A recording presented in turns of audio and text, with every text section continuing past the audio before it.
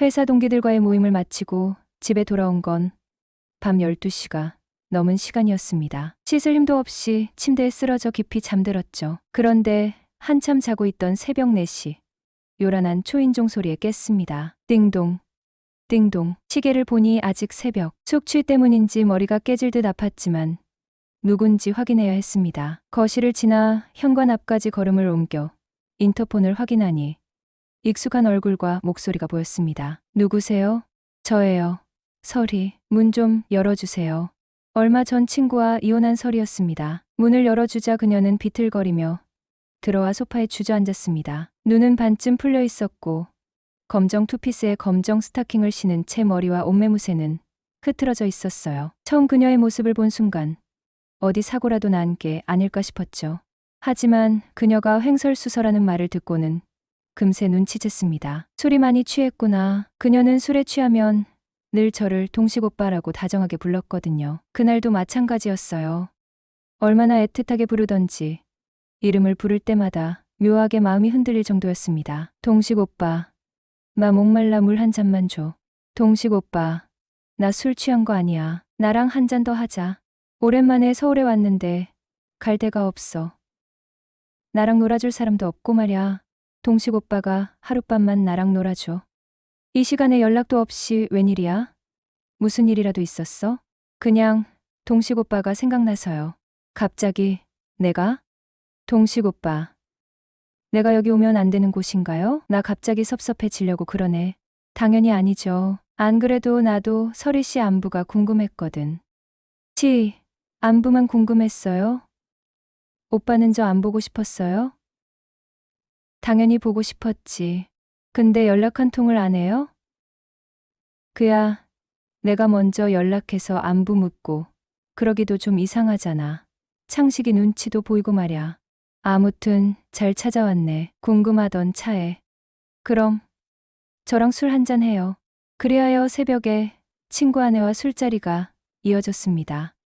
앞으로 자주 오빠 집에 와야 할 것 같아. 정말 너무 좋았어. 이제 어떡하지? 어떡하긴 가끔 이렇게 즐기면 되지. 앞으로 자주 와. 그녀가 눈을 찡그시며 나를 바라봤고 나는 윙크를 날려줬다. 나 정말 오랜만이야. 연애 시절로 돌아간 것 같아. 그게 좋았다는 거지? 응. 셀레이는 이런 기분을 쉽게 느낄 수 없는데 그녀는 부드럽게 웃으며 나를 응시했다. 자주 와도 괜찮지? 언제든지 와도 된다니깐.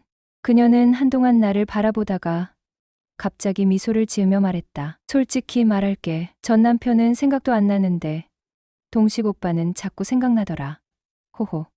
그녀와 있으면 어색한 기운은 없었습니다. 한때는 농담처럼 우리가 결혼했으면 훨씬 더 행복했을지도 몰라 라는 말을 주고받을 정도로 편한 사이였으니까요. 함께 시간을 보내고 대화를 나누면 나눌수록 서로가 점점 더 마음에 들었던 것 같아요. 그녀의 애교 섞인 성격은 제 마음을 녹였고 대화도 너무 잘 통했죠. 이렇게 잘 맞는 사람을 만나게 되면 정말 이런 행복함과 짜릿함을 느낄 수 있구나. 그녀를 통해 알게 되었습니다. 무엇보다 그녀와 함께 있으면 항상 즐거웠고 마치 오랜 친구처럼 편안하면서도 설레는 묘한 감정이 늘 내 곁에 있었습니다. 안녕하세요. 올해 42살이고 5년 전에 이혼한 평범한 남자입니다. 37번째 어느 여름날 지긋지긋한 이 무더위처럼 지치고 힘들었던 지난 10년간의 결혼 생활에 종지부를 찍고 이혼을 선택했죠. 27의 나이에 친한 친구들 중 가장 먼저 결혼식을 올렸습니다. 혼전 임신으로 급하게 결혼을 준비했지만 불행인지 다행인지 결혼 준비 중 유산되고 말았네요. 처음부터 삐걱거린 출발이었지만 일찍 결혼한 애들은 금방 찢어진다느니 어릴 때 결혼하면 후회한다느니 소리를 듣고 싶지 않아서 지겹게도 싸우고 지지고 볶는 와중에도 고란듯이 잘 살아보려고 참으로 많이도 노력했습니다. 그런 내 결혼 생활이 결국은 남들 말 틀린 것 하나 없이 이렇게 끝나는구나 싶어 좀 우습기도 하고 후련하기도 했네요. 10년간의 결혼 생활 중 우리 이혼하자, 찢어지자 소리를 참 많이도 했어요. 지겹다롱 말이죠. 생각해보면 못해도 한 100번쯤은 한 것 같아요. 남들이 들으면 헉 할 법한 이유에서부터 이젠 생각나지도 않는 아무것도 아닌 이유까지 지겹게도 싸우며 이혼한다 소리를 했는데 웃기지도 않게 그 이혼한다는 소리가 반복될수록 이혼에 대한 내용이 점점 구체적이 되어서 막상 이혼 서류를 제출할 땐 따로 합의봐야 할 내용이 하나도 없이 가정 가구 등의 처리, 재산 분할 등이 이미 그간의 싸움에서 모두 정리된 상태였습니다. 심지어 서류상으로 처리해야 할 부분의 정리뿐 아니라 마음까지 조금씩 정리하고 있었나 봅니다. 처음 이혼하자는 얘기를 했을 땐 참 많이도 상처받았었는데 그동안 싸우고 맞추고 포기하고 지치는 동안 감정이 다 닳아서 없어져 버린 건지 정말 무미건조하게 이혼하잔 말, 몇 시에 법원 앞에서 보잔 메시지, 몇 줄을 통해 우리 결혼 생활은 그렇게 끝났습니다. 서류를 접수하고 나오니 여전히 쏟아지는 뜨거운 태양볕에 정신이 없었죠. 뭘 할까 하다가 집으로 돌아와 캠핑 장비들을 주문했습니다. 그래 이젠 온전히 나를 위해 살자.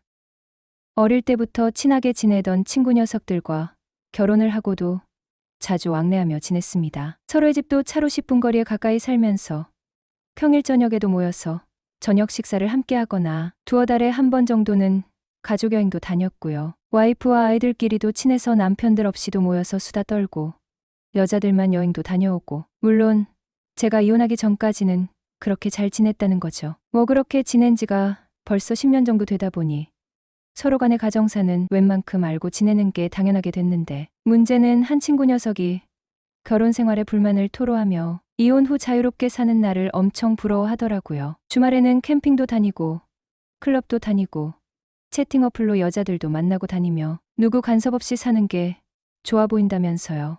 그러고 나서 1년 정도 지났을 때쯤 그 친구는 마누라와 이혼 전제로 한 별거에 들어가고 말았습니다. 그 친구 마누라가 바로 설희 씨고요. 불화의 원인은 친구 녀석의 외도였는데 친한 사이였던 저나 다른 친구도 전혀 눈치채지 못했습니다. 평소 가정적이던 친구였는데 회사 회식 중 여직원과 마음을 주고받았던 모양입니다. 어떻게 된 거냐고 저희가 물어도 답을 피하니 별일 아니라고 해서 가볍게 만나는 정도만 알고 있었는데 결국 이혼하기로 했다더군요. 친구 녀석이 카드 대출까지 받아 그 여직원 오피스텔까지 얻어준 사실이 들통나면서 친구 와이프의 인내심에도 한계가 왔는지 이혼하자면서 친정으로 가버렸던 거고요. 근데 이혼하고 얼마 안 되어 설희 씨가 우리 집에 계속해서 찾아오는 겁니다. 처음에는 남편과의 이혼 문제, 양육권, 재산 분할 등의 문제로 물어볼 게 있다며 찾아오더니 이제는 술 생각나서 찾아왔다. 돌싱끼리 서로 챙겨주면 좋지 않느냐. 요즘 심적으로 힘든 게 너무 많다. 내가 너무 편하다. 힘들 때 의지하고 싶다. 이런 말을 하며 자꾸 찾아오는 거예요. 그날도 새벽 4시에 우리 집에 찾아와서는 술 한잔 하자고 해서 자리를 갖게 되었는데 오빠는 이혼한 지 5년이 다 되어가는데 왜 여자친구 안 사겨요? 내 주변엔 괜찮은 여자가 없어. 그런 거지요. 그리고 편하게 만나고 싶어서. 혹시 재수 씨 주변에 괜찮은 친구나 언니 없나요? 소개 좀 시켜줘요. 미호는 없고 나랑 동갑인 돌싱은 하나 있는데. 그래요? 난 돌싱도 상관없는데. 난 다른 건 몰라도 성격이 좋아야 하는데. 그런 애가 있어요? 오빠는 어떤 스타일 좋아하는데요? 글쎄, 스타일보단 이쁘면 다 좋지 뭐. 저 같은 여자는 어때요? 설희 씨 정도면 꽤 괜찮지. 왁구가 장난 아니잖아. 저도 오빠 정도면 괜찮은데. 설희 씨 지금 나한테 플러팅하는 거야? 그냥 오빠랑 자주 만나다 보니 남자로 보이긴 해요. 나도 설희 씨가 여자로 보이는데 우리 이러다 사고 치는 거 아닌가 몰라. 오빠 그럼 저랑 한번 만나볼래요? 막 웃더니 갑자기 제 팔짱을 끼면서 나 정도면 오빠 연애 상대로 괜찮지 않아? 괜찮지. 너무나도 적극적인 그녀 모습에 내가 살짝 긴장하자. 뭘 그렇게 당황하고 그래? 오늘 좀 순수해 보이는 오빠 모습이 귀여워 보이네. 피하지 말고 이리 와봐. 결국 우리 둘이 합쳐 소주 3병을 까고 술 약한 썰이는 먼저 골아떨어졌죠. 다음날 아침에 일어나니까 그녀가 짬뽕라면을 끓여오더라고요. 그리고 그녀와 저녁까지 함께 있다가 집까지 바래다 주었어요. 이혼하고 혼자 산 지도 5년 차. 정말 진심을 나누면서 이야기하고픈 이성 친구 하나는 두고 싶었죠. 설희 씨 저랑 비밀 친구 할래요? 비밀 친구요? 네, 상식이가 우리 사이 알면 안 되잖아요. 그래서 조심스럽게 만나보자고요. 네, 좋아요. 비밀 친구, 그러니깐 뭔가 특별해 보이고 좋네요. 설이와 정말 잘 맞았어요. 나의 여자 버전인가 싶을 정도로 성격, 취미, 성향, 말투까지 정말 비슷해서 정말 잘 맞았네요. 속으로만 생각하고 있었는데 어느 날 그녀가 먼저 그러더라고요. 오빠랑 나랑 진짜 소름 돋게 비슷하지 않냐면서. 혹시 오빠가 속으로 많이 양보하고 참고 있는 거라면 숨기지 말고 말해달라고 하더라고요. 그 정도로 정말 잘 맞았어요. 이런 게 찰떡궁합인가? 심지어 궁합도 잘 맞았습니다. 그런데 문제가 생겼어요. 바로 비밀 연애였죠. 연애는 연애였지만 사람들 앞에서 저희 관계를 당당히 드러낼 수 없다는 게 문제였습니다. 밖에서 데이트할 때 불륜도 아닌데 매번 조심스러워야 하고 어디 다닐 때 다정하게 손을 잡고 걷거나 인스타에 데이트 사진도 올리지 못하고 말이죠. 그래도 저희는 너무나 잘 맞았기에 큰 불만이 없었습니다. 2년 가까운 시간 동안 크게 다투지도 않았고 함께 보내는 시간이 늘 행복했으니까요. 그런데 올해 설이가 40살이 되면서 그녀의 마음에 큰 변화가 생긴 것 같았습니다. 어느 날 그녀가 저를 진지한 표정으로 불렀습니다. 조심스럽게 꺼낸 그녀의 말은 제 마음을 복잡하게 만들었죠. 오빠, 나 선을 봐도 될까? 그녀의 어머니께서 지인을 통해 선을 보자는 제안을 하셨다고 하더군요. 설이는 이제 나이가 적지 않았고 주변에서는 결혼에 대한 압박이 많았을 것입니다. 그리고 우리 관계가 공개되지 않은 이상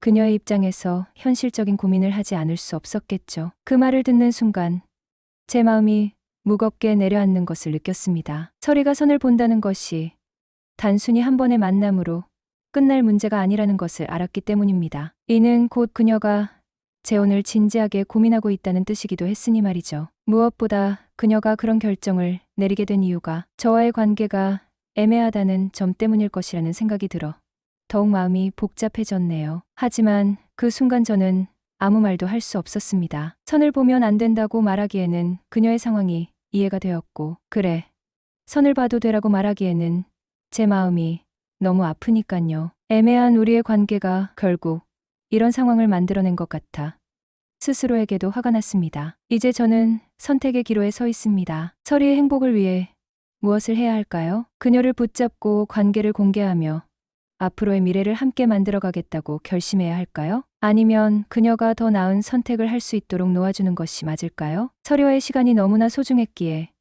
이 결정을 내리는 것이 쉽지 않습니다. 하지만 한 가지는 확실합니다. 저는 그녀가 진심으로 행복하기를 바랍니다. 그것이 저와 함께하는 것이든 아니든 말이죠. 아무리 깊이 고민하고 또 고민해봐도 설이보다 더 잘 맞는 사람을 만날 수 있을 거란 생각이 들지 않았습니다. 결국 나는 그녀를 붙잡고 싶다는 결정을 내렸습니다. 우리의 관계를 세상에 당당히 드러내고 함께 결혼까지 가고 싶다는 마음이 확고해졌어요. 그럼에도 불구하고 한 가지 고민이 생겼습니다. 바로 친구들의 반응이죠. 아마 그들은 우리가 함께하는 것에 대해 의심을 품고 나를 비난할지도 모릅니다. 친구를 버리고 여자를 택했다며 손가락질할 수도 있겠죠. 그렇지만 나는 그 모든 것을 감수할 준비가 되어 있습니다. 설이를 놓치고 싶지 않으니까요. 진정한 선택은 결코 쉽지 않다. 하지만 마음이 진정으로 원하는 것을 선택할 때 그 선택은 결국 옳다.